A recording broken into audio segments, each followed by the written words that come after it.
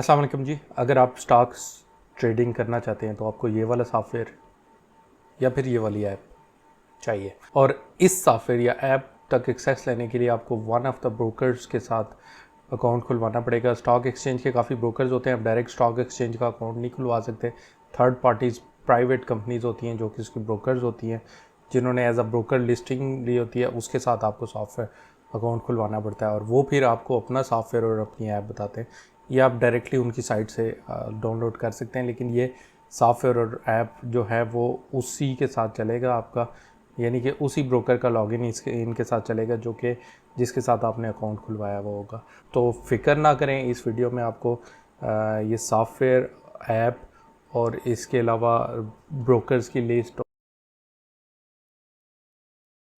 और वो वाले ब्रोकर्स जो कि आपको ऑनलाइन अकाउंट ओपन करवाने की फैसिलिटी देते हैं उनकी लिस्ट, ये सब कुछ मैं आपको दूंगा।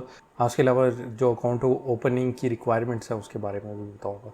हम कुछ स्टॉक एक्सचेंज पे बाय सेल ऑर्डर लगाने का भी देखेंगे कि किस तरह लगाया जा सकता है, और फिर इसके अलावा कुछ एहतियातें भी देखेंगे कि स्टॉक एक्सचेंज में पैसे कमाने के बजाय आप लूज़ भी कर सकते हैं, तो उसके लिए आपने किन चीज़ों का ख्याल रखना है। अच्छा, सबसे पहले तो रिक्वायरमेंट्स देख लेते हैं। रिक्वायरमेंट्स क्या है स्टॉक एक्सचेंज में अकाउंट खुलवाने की? उसके लिए आपको एक CNIC चाहिए, आपका नेशनल ID कार्ड बना हुआ होना चाहिए पाकिस्तान का। इसके अलावा आपका एक बैंक अकाउंट होना चाहिए।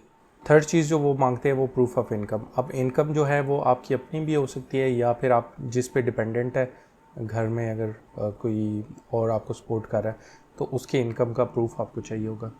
3 चीज़ें होंगी। और फोर्थ, वो एफिडेविट जो है ज़कात का होता है, वो नॉर्मली बैंक अकाउंट्स ओपन करवाते वक्त भी उनको चाहिए होता है, और इसमें भी आपको अक्सर देना पड़ता है। तो ये 4 चीज़ें अगर आपके पास हैं अवेलेबल तो आप स्टॉक एक्सचेंज के किसी भी ब्रोकर के साथ अकाउंट खुलवा सकते हैं। अच्छा, जितने भी स्टॉक एक्सचेंज के ब्रोकर्स हैं उनकी लिस्ट, और जो ब्रोकर्स आपको ऑनलाइन अकाउंट ओपनिंग की फैसिलिटी देते हैं उनकी लिस्ट पाकिस्तान स्टॉक एक्सचेंज की वेबसाइट पे अवेलेबल है। आए कंप्यूटर स्क्रीन पे देख लेते हैं कि वो आपको कहाँ से, किस मेन्यू से जाके आपको ये लिस्ट मिलेंगी, और उसमें मैं मेंशन भी कर दूंगा कि कौन से मशहूर ब्रोकर्स हैं। अच्छा, ब्रोकर्स की लिस्ट देखने के लिए आपको psx.com.pk पाकिस्तान स्टॉक एक्सचेंज की जो वेबसाइट है उस पर जाना पड़ेगा। ये वेबसाइट ओपन होने के बाद ये तीसरा मेन्यू है ऊपर से, और इसमें ब्रोकरेज फर्म्स के नीचे list of brokers facilitating online account opening, इसको क्लिक करेंगे आप। इसमें वो उन सब ब्रोकर्स की लिस्ट आ गई है जो कि आपको ऑनलाइन अकाउंट ओपन करने की फैसिलिटी देते हैं। इसके अलावा भी ब्रोकर्स हैं, उनको अगर आपने देखना है तो इनमें से किसी एक पे जाए, और फिर यहाँ पे जो है ना वो सारे लिस्टेड है। इनको वैसे तो वो एक उस पर भी लिंक दे देना चाहिए था, लेकिन बस उन्होंने उस तरह नहीं दिया। यहाँ पे जो है वो नज़र आ जाते हैं। या फिर आप ये किसी एक सिटी को सिलेक्ट कर लें तो आपको सिटीज़ के लिहाज से भी जो है ये मिल जाएगी लिस्ट। तो वापस ऑनलाइन वालों पे चले जाते हैं। इसमें भी काफ़ी मशहूर नाम है, जैसे BMA कैपिटल वाले मशहूर हैं, JS ग्लोबल वाले हैं, AKD सिक्योरिटीज़ हैं, फिर उसके बाद SCS ट्रेड वाले हैं, ज़फ़र सिक्योरिटीज़ हैं, स्टैंडर्ड कैपिटल वाले हैं। तो काफ़ी मशहूर नाम इसमें हैं, अस्करी सिक्योरिटीज़ वगैरह हैं। तो इनमें से आप किसी में खुलवाना चाहते हैं तो इनमें से खुलवा सकते हैं, या बाकी सब पे भी रिसर्च करके, या आपके सिटी में जो अवेलेबल हो, वो जो सिटीज़ वाली लिस्ट थी उस पे जाके कर सकते हैं। तो मैंने ये BMA कैपिटल वालों के साथ ओपन करवाया हुआ है। तो ये आप किसी को भी क्लिक करेंगे तो उसकी डिटेल जो है वो आ जाएगी। तो उसका आप फ़ोन नंबर वगैरह कॉल करके तो सबसे पहले तो उनसे रिक्वायरमेंट्स पूछ सकते हैं। रिक्वायरमेंट्स तकरीबन सबकी एक ही होती हैं, क्योंकि एक ही जगह पे अकाउंट खुलना होता है। गवर्नमेंट की एक ही ऑर्गेनाइजेशन जो है वो उसको हैंडल कर रही है, क्योंकि अल्टीमेटली आपने ट्रेडिंग करनी है पाकिस्तान स्टॉक एक्सचेंज में, जो कि गवर्नमेंट का इदारा है। तो गवर्नमेंट का एक जो है ऑर्गेनाइजेशन है, उसके साथ जाके आपका अकाउंट खुलता है। तो रिक्वायरमेंट्स सारी जो हैं एक ही तरह की हैं। इसी तरह आप कॉल उनको करके उनके ऑफ़िस का पूछ के उनके ऑफ़िस में जाके आप अकाउंट खुलवा सकते हैं, या फिर जैसा कि ये वेबसाइट उनकी दी भी है, आप वेबसाइट पे जाएं और फिर इसी तरह आप ओपन एन अकाउंट पे क्लिक करें।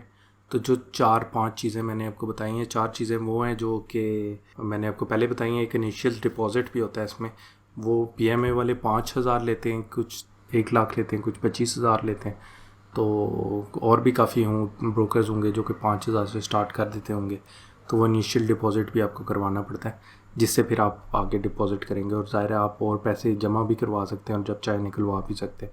अच्छा, इसमें अकाउंट्स में आपको थोड़ा सा एक देखना पड़ेगा, ये इन सब के प्रीमियम अकाउंट्स भी होते हैं, क्लासिक या सिंपल अकाउंट्स वगैरह भी होते हैं ना।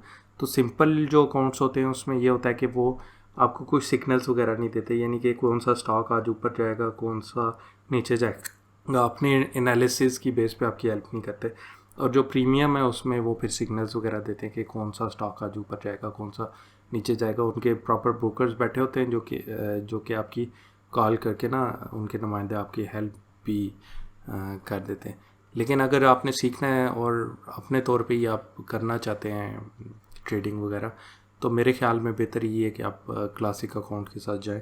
इसी तरह आप किसी और ब्रोकर के साथ अकाउंट ओपन करवा रहे हैं तो उसका भी देख लें कि कौन सा जो है वो सिंपल वाला है, तो अपनी रिक्वायरमेंट के मुताबिक आप उसको चूज़ करें। अच्छा, इसमें एक और चीज़ है कि आप जैसा कि ये भी है, फिर इसके अलावा और ये पूरी लिस्ट है जहाँ पे आप अकाउंट ओपन करवा सकते हैं। मसलन किसी और उसमें चले जाते हैं, यहाँ पे एक स्टैंडर्ड कैपिटल था, हाँ इस पे चले जाते हैं तो इनकी वेबसाइट पे भी जो है वो ये अकाउंट ओपनिंग का आपको फॉर्म मिल गया, ओपन न्यू अकाउंट। आपने ये नहीं करना कि यहाँ पे अकाउंट आपने ओपन करना स्टार्ट किया, कुछ थोड़ा सा फॉर्म फिल करके आगे गए, फिर आपने डिसाइड किया नहीं यार ये तो मुझे इतना अच्छा नहीं लग रहा, इधर जाके कर लेता हूँ, इनकी वेबसाइट पे कर लेता हूँ। फिर इसमें ये होगा कि मेन जैसा कि मैंने आपको बताया कि गवर्नमेंट की एक ही ऑर्गेनाइजेशन है जो इनको हैंडल कर रही है, जहाँ पे जाके आपका अकाउंट खुलेगा। तो आप एक जगह से OTP वेरीफाई करवा चुके होंगे, तो दूसरी जगह पे जाएंगे तो वो उनकी सिस्टम में आपका इन प्रोसेस अकाउंट आएगा, वो आपका अकाउंट नहीं ओपन कर सकेंगे वहाँ पे प्रॉपरली। आध में जाके आपका वो प्रोसीजर रुक जाएगा, या तो फिर आपको पहले इनसे जाके क्लियर करवाना पड़ेगा थ्रू प्रॉपर ईमेल, और वो बड़ा लंबा प्रोसेस होता है। बेहतर है कि आप जहाँ पे स्टार्ट करें फिर वहीं पे उस प्रोसेस को फिनिश करें। तो इसलिए बेहतर है कि पहले आप पक्का डिसाइड कर लें कि इसी ब्रोकर के साथ मैंने जाना है, और उसके बाद फिर आप ये फॉर्म फिलिंग वगैरह शुरू करें। और एक और टिप यहाँ पे कि अगर इनका ऑफ़िस जो ब्रोकर आपने सेलेक्ट किया उसका ऑफ़िस आपके करीब है, तो बेहतर है कि आप ऑफ़िस में जाके अकाउंट ओपन करवा लें, क्योंकि ये जब आप यहाँ से फिल कर भी देते हैं फॉर्म तो कुछ मैनुअल प्रोसेस होता है जो कि ये अक्सर ब्रोकर्स काफ़ी टाइम लगा देते हैं। मेरे साथ भी यही हुआ था, वो कभी कॉल्स नहीं उठा रहे थे, कभी कहाँ टाइम काफ़ी लगा रहे थे। तो बेहतर है कि अगर आप इनके ऑफ़िस चले जाएं तो आपका एक हफ़्ते के अंदर अंदर काम हो जाएगा। लेकिन वो रिक्वायरमेंट्स जो मैंने आपको बताई थी वो ज़रूर लेके जाइएगा। फ़िलहाल ब्रोकर्स के लिहाज से तो यही था कि आपको पता चल गया कहाँ से लिस्ट वगैरह मिलनी है आपको, जो मेन्यू आपको शुरू में मैंने बताया, और यहाँ से आके आप देख सकते हैं और सेलेक्ट कर सकते हैं अपना ब्रोकर। आप किसी भी उसमें खुलवा लें अकाउंट, वो इतना मैटर नहीं करता, बस आपने ये देख लेना है कि इनके सॉफ्टवेयर्स और ऐप्स वगैरह अवेलेबल हैं या नहीं ऑनलाइन उसके लिए, और कमीशन स्ट्रक्चर थोड़ा सा देख लेना है। आए आप आगे देखते वो चीज़ें। अच्छा, अक्सर ब्रोकर्स आपको एक सॉफ्टवेयर देते हैं जिसके थ्रू आप जो स्टॉक्स हैं वो ख़रीद बेच सकते हैं ऑनलाइन। अक्सर जो है सॉफ्टवेयर के बजाय आपको वेब इंटरफेस दे देते हैं, और ऐप वगैरह भी इनमें से काफ़ी ब्रोकर्स देते हैं। तो जब आप अकाउंट खुलवा रहे हो उनसे कंफर्म कर लें कि आपका ऐप पे अवेलेबल है या कंप्यूटर सॉफ्टवेयर है, या दोनों चीज़ें हैं या तीनों चीज़ें हैं। मेरा अकाउंट जो है वो BMA ट्रेड के साथ है, तो वो तीनों चीज़ें देते हैं। उसमें विंडोज़ का सॉफ्टवेयर भी है, और इसके अलावा ऐप भी है एंड्रॉयड की, और इसके अलावा उनका वेब इंटरफेस भी है, और शायद iOS पे भी उनकी ऐप अवेलेबल हो, वो मैंने चेक नहीं किया क्योंकि मैं एंड्रॉयड यूज़र हूँ। तो आइए जाके सॉफ्टवेयर देख लेते हैं और उसके डिफरेंट सेक्शंस भी देख लेते हैं, और उस पर बाय सेल का आर्डर किस तरह लगाना है वो भी देख लेते हैं। आर्डर तो और भी होते हैं टाइप्स के, लेकिन फ़िलहाल मैं आपको बाय सेल का ही बताऊँगा। ये बेसिक वीडियो है, फिर आगे जाते हुए जो है स्टॉक एक्सचेंज की और काफ़ी वीडियोस मैं अपलोड करने वाला हूँ, बल्कि यहाँ पे एक रिमाइंडर कि आप चैनल सब्सक्राइब कर लें। तो चलें कंप्यूटर स्क्रीन पे। अच्छा, जैसे ही आप किसी ब्रोकर के साथ अकाउंट ओपन करवा लेते हैं स्टॉक ट्रेडिंग के लिए स्टॉक एक्सचेंज में, तो अब वो आपको एक सॉफ्टवेयर देते हैं और एक ऐप जो है वो आप डाउनलोड कर सकते हैं उनकी प्ले स्टोर से। तो उन दोनों के लिए एक ही यूज़र नेम होता है। अक्सर वेब इंटरफेस भी अक्सर दे देते हैं जो ब्रोकर्स होते हैं। वो हर ब्रोकर का सॉफ्टवेयर जो है वो डिफरेंट होता है, वो उनकी वेबसाइट से आप डाउनलोड कर सकते हैं। ओवरऑल लुक्स तो उसकी सेम होती हैं, काम भी एक ही तरह से करता है, और उसके ये इंटरफेस भी तकरीबन आपको सेम ही मिलेगा, क्योंकि वो शायद कोई बेसिकली एक ही सॉफ्टवेयर यूज़ कर रहे होते हैं और वो अपने लिहाज से उसको थोड़ा बहुत मॉडिफाई करके तो पब्लिश किया होता है उन्होंने अपनी वेबसाइट पे। तो खैर वो आप डाउनलोड करके, तो ये अब जैसे कि अब आप देख रहे हैं कि ये लाइव मार्केट चल रही है स्टॉक एक्सचेंज, इसके जितने भी शेयर्स जो बाय हो रहे हैं या सेल हो रहे हैं वो सारे आपके पास नज़र आ रहे हैं।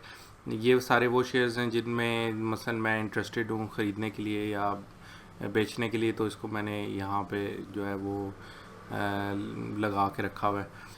इसमें आप और सिंबल्स भी ऐड कर सकते हैं, मसलन PRL के नाम से एक सिंबल था वो ऐड कर लिया, तो ये PRL की कंपनी भी ऐड होगी यहाँ पे और उसका शेयर मुझे नज़र आने लग जाएगा। अब इसमें डिफरेंट इसके कॉलम्स देख लेते हैं, इनका क्या मतलब है देख लेते हैं। मसलन ये कोई जो मेन मार्केट होती है वो रेगुलर ही होती है, बाकी फ्यूचर और दूसरी मार्केट्स भी होती हैं लेकिन वो थोड़ा सा एडवांस है, शुरू में आपको रेगुलर में रहना चाहिए, तो उसको बाद में देखेंगे। इसी तरह सिंबल जो ये नज़र आ रहे हैं मुख्तलिफ कंपनीज के जिनके ये स्टॉक्स हैं, इनकी ओपन प्राइस जो सुबह ओपन हुई थी वो ये है, किस पे सुबह ये स्टॉक जो है सबसे पहले ट्रेड हुआ था। अच्छा, उसके बाद लास्ट अभी जब लास्ट ट्रेड हुआ है वो कितना हुआ है, और ये लास्ट वॉल्यूम भी आ रहा है कि मसलन 100 शेयर्स किसी ने SNGP के 46 रुपये पे 46.80 पे लास्ट जो है वो ख़रीदे हैं।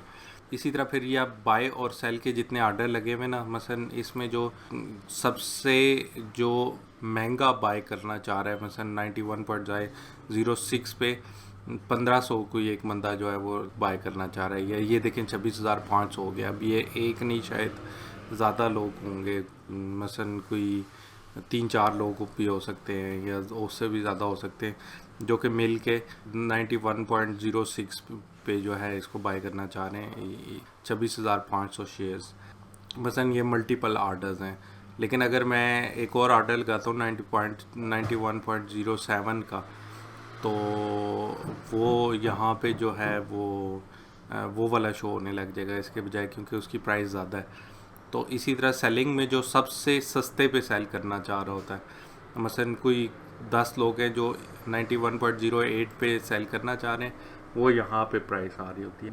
देखें बाय और सेल में डिफरेंस है, तो जब तक ये डिफरेंस रहता है तब तक कोई ट्रेड नहीं होती, लेकिन जब मसलन कोई बाय करने वाला मसलन उसने बाय का प्रेस किया, उसके पास आ गया 91.08, तो उसको बाइक पे अगर वो डायरेक्टली 100 मसलन करके तो वो एकदम से बाय पे क्लिक कर देता है, तब तो एकदम से ट्रेड हो जाती है और वो यहाँ पे ना इधर 91.08 लिखा आ जाएगा जैसे कि इधर आ रहा है।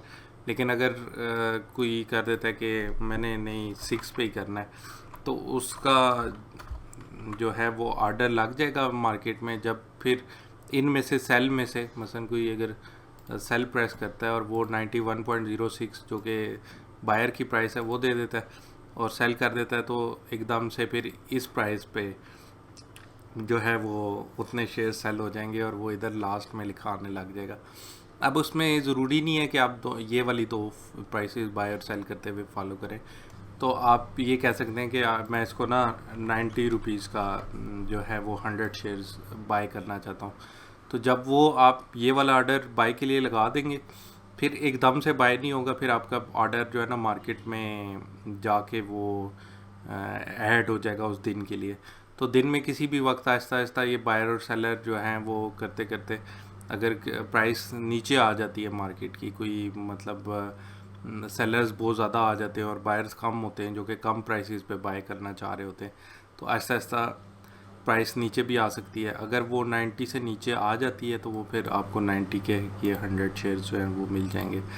तो इसी तरह सेल करते हुए भी ज़रूरी नहीं है आप 91.06 पे सेल करें, आप इसको लगा सकते हैं मसलन 93 पे मैं बेचना चाह रहा हूँ और ये मैं 100 शेयर्स बेचना चाह रहा हूँ या 500 शेयर्स बेचना चाह रहा हूँ। यह हर स्टॉक की डिफरेंट लॉट साइज़ होता है, उस लॉट साइज़ पे ही जो है वो शेयर्स बिकते हैं। तो SNGP के जो आप मार्केट के दौरान दिन को अगर आप जब ओपन हो तब आप एक शेयर भी ख़रीद बेच सकते हैं, लेकिन अगर आप मसलन बाइको का जो है वो 500 शेयर से नीचे आप ख़रीद बेच नहीं सकते रेगुलर मार्केट में। ODL ऑड लॉट मार्केट होती है, उसमें आप सिंगल शेयर भी ख़रीद सकते हैं, लेकिन वो एक अलग मार्केट है, मेन मार्केट जो है वो रेगुलर ही है। इस तरह लार्ज साइजेस होते हैं। तो खैर क्या मैं कह रहा था कि अगर आपने बेचना हो तो ज़रूरी नहीं आपने 91.06 पे या 08 पे बेचने पे लगाना है, आप 93 पे भी लगा के सेल का ऑर्डर लगा सकते हैं। फिर होगा ये कि वो पूरा दिन प्राइस मॉनिटर होती रहेगी, आपका ऑर्डर भी रहेगा मार्केट में। तो जैसे ही कोई प्राइस बढ़ते बढ़ते 93 पे पहुंच जाएगी और कोई एक ऐसा बंदा जिसके पास शेयर है और वो 93 या उससे ज़्यादा की प्राइस लगाएगा, मसलन वो कहेगा 93 का मैं 10 शेयर्स बेचना चाह रहा हूँ, तो वो आपके जो 500 आपने ख़रीदने हैं उनमें से 10 ख़रीदे जाएंगे। तो फिर कोई और लगाएगा मैं 90 कर रहा हूँ, फिर वो 90 भी ख़रीदे जाएंगे, आपके अकाउंट में आते जाएंगे इस तरह। तो इस तरह ये 500 शेयर्स तो एक ही उसमें एकदम से आ जाते हैं। लेकिन अगर आपने वैसे 10,000 शेयर ख़रीदने पे लगाए हुए तो वो शायद मल्टीपल ट्रांजैक्शंस में बाय हों। ये असल चीज़ होती है, लोग इस तरह मसलन 91.5 पे ना बाय करके, या 91.08 हो गया अभी, ये जो सेलर है वो बाय करके उसी वक्त जो है वो उसको छोड़ देते हैं, फिर एकदम से सेल का ऑर्डर भी लगा देते हैं। और सेल मसलन वो 91.01 के बजाय 91.98 पे लगा दिया, या 68 पे जिस पे भी लगाना है वो लगा के तो सेल का ऑर्डर लगा दिया। फिर वो उसको उस दिन के लिए छोड़ दिया, अगर वो प्राइस मीट हो जाती है तो ऑटोमेटिकली हो जाएगा सेल और आपका प्रॉफिट भी आ जाएगा। और अगर मीट नहीं होती तो फिर जो है वो ऑर्डर उस दिन के लिए कैंसिल हो जाता है। नेक्स्ट दिन फिर जब मार्केट क्लोज हो जाती है, फिर नेक्स्ट दिन के आप ऑर्डर लगा सकते हैं, या फिर नेक्स्ट दिन जब मार्केट ओपन होती है उसके बाद भी आप ऑर्डर लगा सकते हैं।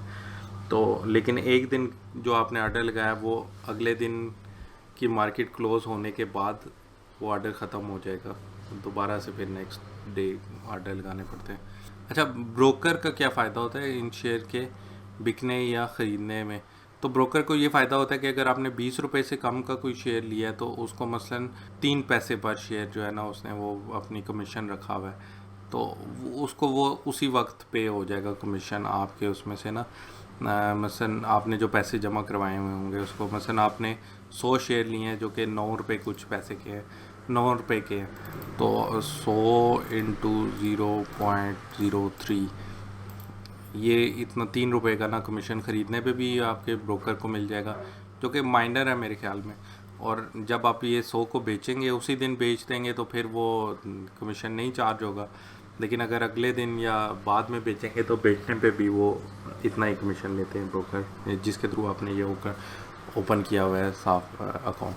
और इसी तरह अगर 20 रुपये से ज़्यादा का शेयर है तो वो 0.15% जो है ना उनका कमीशन होता है। मसलन 100 रुपये का शेयर है तो पर शेयर उनका कमीशन जो है वो 0.0515% बन गया, जो कि इस तरह आप निकाल सकते हैं, यानी कि 100 रुपये पे 15 पैसे इंटू अगर 600 शेयर ले रहे हैं 600 तो 90 रुपये उनके बन गए अगर आपने जस्ट शेयर ख़रीदा ही है। तो ये भी आपको थोड़ा सा उसमें कैलकुलेशन में रखना पड़ता है। जो उसकी मसलन ये 24.31 प्राइस है ना, ये अगर आप ख़रीदेंगे शेयर तो ये आपको 24.31 पर नहीं पड़ेगा, 24.34-35 पे पड़ेगा। डिफरेंट ब्रोकर्स का डिफरेंट कमीशन होता है 20 रुपये से कम शेयर की प्राइस को। तो 20 रुपये से ज़्यादा हो तो वो गवर्नमेंट ने एक रेगुलेट किया हुआ है कि 0.15% से ज़्यादा कोई नहीं ले सकता, तो वो तकरीबन सबकी प्राइस अपनी है। तो जब आप ये अकाउंट ओपन करवा रहे होंगे अपने ब्रोकर के साथ तो आपने ये भी देख लेना है उसका कमीशन स्ट्रक्चर क्या है, क्योंकि जब जितने आप ख़रीदें बेचेंगे उनको फ़ायदा ही होगा। ये आर्डर्स भी मैंने आपको समझा दिया। तो इस तरह मतलब लोग जो है ना मसलन 46.45 पे कोई ख़रीद लेगा इसको अभी, और फिर बाद में जब मार्केट अगर चढ़ेगी तो वो उसको बेच देगा, और अगर गिरेगी तो शायद वो अपने पास रखेगा इसको, और जब वापस ऊपर आएगी तो वो बेच सकता है। इसी तरह और तरह के आर्डर्स भी होते हैं, मसलन शॉर्ट सेल का एक आर्डर होता है, इसके बारे में बाद में देखेंगे ये, क्योंकि रेगुलर मार्केट में नहीं कर सकते इसको, हमेशा हमने फ्यूचर मार्केट में लगाना होता है। तो ये तो थोड़ा सा था सॉफ्टवेयर का। आपके अगर कोई और क्वेश्चंस हो तो वो आप भेज सकते हैं। अच्छा, सॉफ्टवेयर तो देख लिया, आप आए एंड्रॉयड ऐप भी देख लेते हैं। अच्छा, इस तरह की एक ऐप आपको दे दी जाती है मोबाइल पे भी, तो मैं अपना यूज़र नेम पासवर्ड एंटर कर लूँगा अब। अच्छा, यूज़र नेम पासवर्ड एंटर करने के बाद ये कुछ शेयर्स की वैल्यूज़ आ रही हैं। ये वो वाले शेयर्स हैं जो मैंने सेलेक्ट किए हुए। मसलन इधर मैं एक और शेयर भी सेलेक्ट कर लेता हूँ। सर्च में अगर PRL करूँ मैं, और PRL रेगुलर KSE, तो ये फिर PRL की प्राइसेस भी आने लग जाएंगी यहाँ पे, और उसकी चेंज और ये वो सारा कुछ आता रहेगा। इसी तरह मैंने अपने ऑर्डर स्टेटस देखने हैं, तो ये मैंने सेल पे लगाए हुए 1000 शेयर्स ऑफ HSM R3। इसी तरह अगर पोर्टफोलियो समरी में देखना चाहूँ अपनी, तो ये मुझे बता रहा है कि किसके कितने शेयर्स मैंने इस टाइम पे लेके रखे हुए हैं। इसी तरह अगर मैं ऑर्डर करना चाहूँ तो ये बाय या सेल का ऑर्डर लगा सकता हूँ मैं। बाय में मसलन सिंबल में डाल देता हूँ PRL,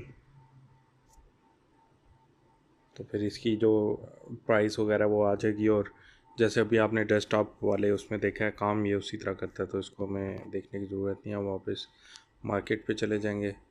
मार्केट में वो वाले शेयर्स हैं जो कि मैंने ऐड करके रखे हुए हैं, जिनको मैं वॉच कर रहा हूँ। अगर इनकी प्राइसेस ऊपर नीचे होती हैं तो मैं बाय सेल करूँगा। या फिर आप एक्सचेंज में जा सकते हैं। एक्सचेंज में जो है वो सारी स्टॉक एक्सचेंज के जितने भी इंडेक्सेस हैं उनकी वैल्यूज़ आ रही हैं, कौन सा इंडेक्स किधर है, कितना ऊपर गया हुआ है, कितना नीचे गया हुआ है। और इसी तरह पोर्टफोलियो समरी, कैश बुक, कितना कैश पड़ा हुआ है, ये वो ट्रांजैक्शंस टॉप सिंबल्स में चले जाते हैं। तो ये बताएगा कि सबसे ज़्यादा चेंज किस सिंबल में आई है और किस किस तरह जा रहे हैं। ये सारा गेनर्स, लूज़र्स, सबसे ज़्यादा नीचे कितने गए हैं, और वॉल्यूम लीडर, सबसे ज़्यादा ट्रेड कौन से हुए हैं। तो आज TPL सबसे ज़्यादा ट्रेड हुआ है। तो इस तरह से जस्ट ये ऐप दिखाने का मकसद तो यही था कि आप ये ऐप के थ्रू भी जो है वो कर सकते हैं ट्रेड वगैरह। जितने भी ब्रोकर्स हैं वो आपको वेब इंटरफेस और डेस्कटॉप सॉफ्टवेयर के साथ ये ऐप भी देते हैं। अब इनमें से कुछ ऐसे होंगे जो वेब इंटरफेस नहीं देते होंगे, या शायद कोई ऐसा होगा जो ऐप नहीं देता होगा, या शायद किसी का डेस्कटॉप सॉफ्टवेयर नहीं होगा। तो ये आप जब भी ब्रोकर के साथ अकाउंट खोल रहे हो तो उनसे पूछ सकते हैं। अच्छा, अब आपने ब्रोकर्स के बारे में भी आपको पता चल गया, रिक्वायरमेंट्स के बारे में पता चल गया, सॉफ्टवेयर भी देख लिया, ऐप भी देख ली, इधर ऑर्डर्स लगाना भी देख लिया सॉफ्टवेयर के सेक्शन के अंदर। अगर आपने आगे की ये वीडियो तो दोबारा जाके देखें। तो ये सारा कुछ देख लिया, आप ज़रा कुछ बात कर लेते हैं प्रॉफिट और लॉस पे। तो स्टॉक एक्सचेंज बड़ी एक रिस्की किस्म की चीज़ है। अगर आप सही देख के ना खेलें ना, तो जो है आप काफ़ी नुकसान में जा सकते हैं। तो बेहतर है कि आपका जब अकाउंट शुरू होगा तो आप एक छोटे कैपिटल से शुरू करें। आप जस्ट शुरू में कुछ दिन तो आप कुछ स्टॉक्स जो है ना उनको वॉच लिस्ट में डालते जाएं और उनको सिर्फ ना देखें कि कैसे ये परफॉर्म कर रहे हैं। फिर उसके बाद कुछ छोटी अमाउंट, शुरू में तो आपने कुछ ना कुछ अमाउंट डाल दी होगी, तो उसके बाद कुछ छोटी अमाउंट डालें और उसके साथ फिर आप थोड़ा सा प्ले करें और सीखने की कोशिश करें। और उसके बाद फिर जाके आप ज़्यादा कैपिटल के साथ खेल सकते हैं। और आपको ये भी देखना है कि स्टॉक एक्सचेंज इन दिनों ऊपर जा रही है या नीचे जा रही है।